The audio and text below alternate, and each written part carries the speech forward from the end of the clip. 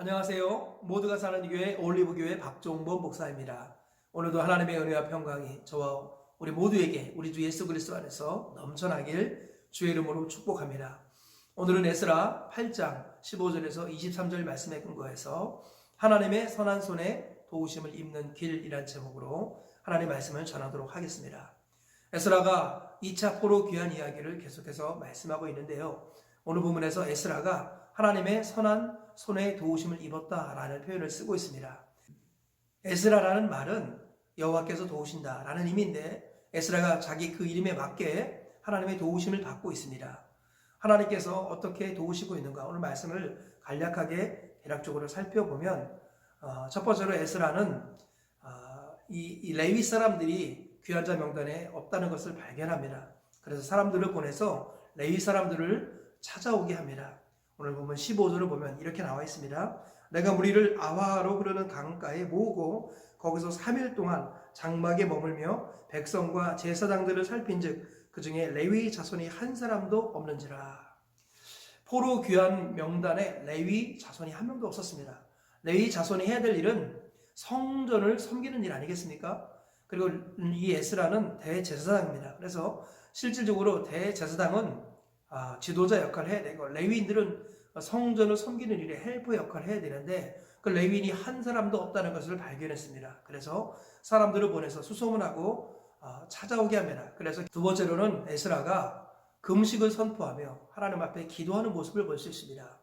오늘 본문 21절에 이렇게 말씀하지요. 그때 내가 아와 강가에서 금식을 선포하고 우리 하나님 앞에서 스스로 겸비하여 우리와 우리 어린 아이와 모든 소유를 위하여 평탄한 길을 그에게 간구하였으니 이런 표현이 나오죠. 결과적으로는 하나님의 은혜와 도우심 속에서 무사히 포로에서 귀환하여 예루살렘으로 돌아왔다라는 이야기가 기록되어 있습니다. 오늘 말씀을 통해서 하나님의 선한 손에 도우심을 얻는 길이 무엇인가 살펴보겠습니다. 첫째로 감춰져 있는 사명자를 찾아야 합니다. 에스라가 하나님의 선한 손에 도우심을 받는 방법으로서 에스라가 했던 일은 바로 숨어있는 사명자들을 찾아내는 것이었습니다. 하나님께서는 항상 감춰진 보배가 우리 주변에 있다라고 말씀합니다. 밭에 감춰진 보화 비유를 알고 있지요. 보화는 멀리 있지 않고 우리 주변에 항상 감추어져 있습니다. 하나님의 일을 할 때에는 그 감추어진 보화를 찾아내는 일들이 중요하죠. 하나님의 일을 하기 위해서는 하나님의 사명을 맡은 사람이 필요한데요. 에스라는 그 사명자를 찾아내는 것을 우선으로 했다라는 것입니다. 그러므로 우리도 마찬가지죠. 하나님의 일을 할 때 반드시 사명자를 찾아내는 것이 중요하다라는 것입니다. 그 사명자는 드러나 있지 않습니다. 감춰진 보배와 같습니다. 때로는 자기 자신의 가치를 모르고 있는 사람도 있고 때로는 자기 자신의 가치를 알고 있지만 드러내지 않는 경우도 있습니다. 때로는 두려워서 숨어 있을 수도 있습니다. 그러나 그런 사명자들을 찾아내는 것, 이것은 지도자의 역할이고 하나님의 선한 손길에 도우심을 받는 길이다라는 것입니다. 예수님은 감춰진 보화 같은 존재들을 발견해내셨지요. 그래서 그들을 12제자로 세우셨고요. 70인의 제자로 세우셨고요. 120명의 제자로 세우셨고요. 500여 형제들의 모습으로 세우셨습니다. 예수님은 항상 먼저는 감추어져 있는 드러나 있지 않은 사명자를 찾아내는 일에 우선을 두셨다는 것이죠. 하나님의 선한 손길에 도우심을 입고 싶다면 감춰져 있는 드러나 있지 않는 사명자를 찾아내는 것, 이것이 우선이 되어야 한다는 것을 기억하시기 바랍니다. 우리가 어떤 일을 할 때 하나님께서 반드시 나를 도와줄 동역자들을 준비해 놓으셨다는 것, 사명자를 준비해 놓으셨다는 것을 믿으면서 그 사람을 찾아내시는 우리 모두가 되셔서 혼자 주의를 하는 것이 아니라 함께 주의를 하는 우리 모두가 되시고 그래야 하나님의 선한 손길에 도우심을 날마다 얻는 우리 모두가 되시길 주의 이름으로 축복합니다. 두 번째로 하나님의 선한 손에 도우심을 입는 길이 무엇일까요? 그것은 먼저 하나님께 도움을 구해야 한다는 것입니다. 사명자를 찾는 것도 중요하지만 그 전에 해야 될 것이 무엇입니까? 먼저 하나님께 도움을 구해야 한다는 거예요. 아까도 읽었지만 21절 말씀에 다시 한번 읽을까요? 그때 내가 아와 강가에서 금식을 선포하고 우리 하나님 앞에서 스스로 겸비하여 우리 어린아이와 모든 소유를 위하여 평탄한 길을 그에게 간구하였으니 에스라는 모든 일을 하기 전에 3일 금식을 선포하고 하나님의 도우심을 간구하고 있다라고 말씀합니다. 우리 어린 자녀들을 지켜주시고 우리가 갖고 있는 모든 소유를 지켜주시옵소서. 하나님 앞에 간절히 구하는 모습을 볼 수 있습니다. 우리는 먼저 하나님의 나라와 의를 구하는 것이 우선이 되어야 합니다. 그러면 하나님께서는 이 모든 필요를 다 채워주신다는 거예요. 사람들에게 하나님에 대해서 말하기 전에 먼저 하나님께 나아가 사람들에게 말하는 것이 필요합니다. 한 어린아이가 있었습니다. 그 아이의 아버지가 아이에게 말합니다. 이 큰 화분을 저쪽으로 좀 옮겨주지 않겠니? 그러자 아들이 아버지 아무리 해봐도 안 돼요 하고 아들이 못한다고 합니다. 아버지는 말합니다. 너는 할 수 있어. 최선을 다해봐. 할 수 있어. 그러자 아들이 다시 한번 힘을 써봅니다. 그렇지만 큰 화분을 도저히 옮길 수 없죠. 그러자 아들이 울면서 말합니다. 아버지 나는 못해요. 그러자 아버지가 대답합니다. 아들아 너는 최선을 다하지 않았어. 그러자 아들이 말합니다. 아빠 나는 최선을 다했어요. 그러자 아버지가 다시 말합니다. 너의 최선은 너의 힘을 다 쓰는 것이 아니라 아버지의 도움을 구하는 것이야. 우리의 최선은 우리 힘을 다하는 것이 아니라 먼저 하나님께 도움을 구하는 것입니다. 나의 한계가 있다는 것을 명확하게 깨닫고 먼저 하나님께 도움을 구하는 것, 이것이 우리의 최선이라는 것입니다. 저와 우리 모두가 이 사실을 기억하시면서 오늘도 하나님께 먼저 도움을 구하는 하나님의 힘을 얻는 것이 우리의 최선이 되기를 주의 이름으로 축복합니다. 그리하여서 내 힘을 쓰기 전에, 그래서 지쳐서 탈진하기 전에 먼저 하나님께 도움을 구하는 우리 모두가 되셔서 하나님의 도우심으로 넉넉하게 하나님의 일들을 행하시는 우리 모두가 되시길 주의 이름으로 축복합니다.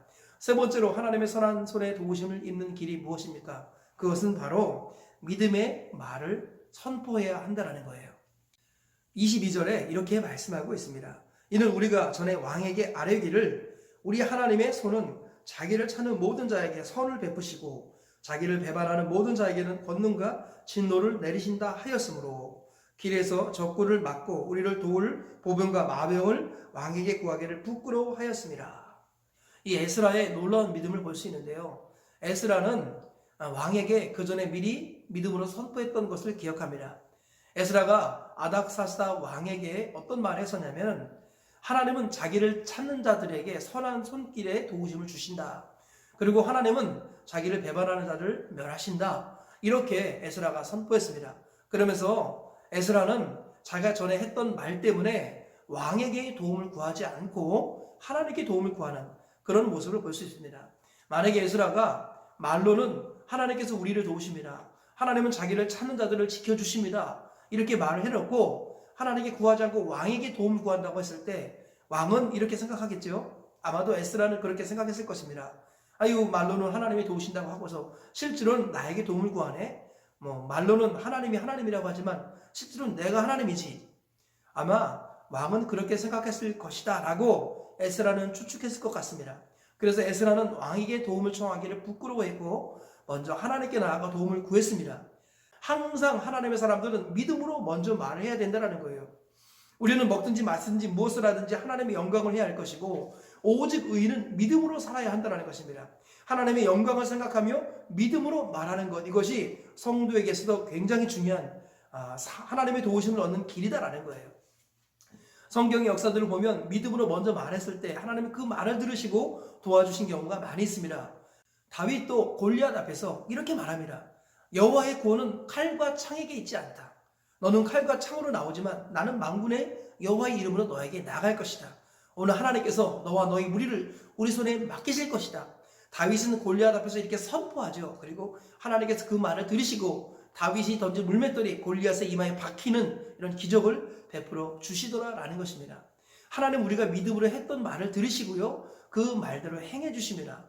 그러므로 하나님의 도우심을 받기를 원한다. 그러면 첫 번째로 어떻게 돼요? 믿음으로 말해야 되는 것입니다. 믿음 너희 말이 내 귀에 들린 대로 내가 너희에게 행하리라. 이 말씀을 기억하시면서 항상 믿음으로 말하여서 그 말을 듣고 하나님의 도우심을 입는 저와 우리 모두가 되시길 주의 이름으로 축원합니다. 오늘 말씀의 결론을 맺겠습니다. 세 가지 말씀 전했는데요. 하나님의 도우심을 얻는 길이 무엇일까요? 첫 번째로는 감추어져 있는 사명자를 찾아내야 된다는 것입니다. 두 번째로는 먼저 하나님께 나아가 기도해야 된다는 거예요. 하나님께 도움을 구해야 한다는 것입니다. 세 번째로는 믿음으로 말을 선포해야 한다는 거예요. 그럴 때 하나님께서 우리에게 도와주신다. 기억하시면서 말씀 기억하시고 오늘 하루를 사시고 평생을 살아내시길 주의 이름으로 축복합니다.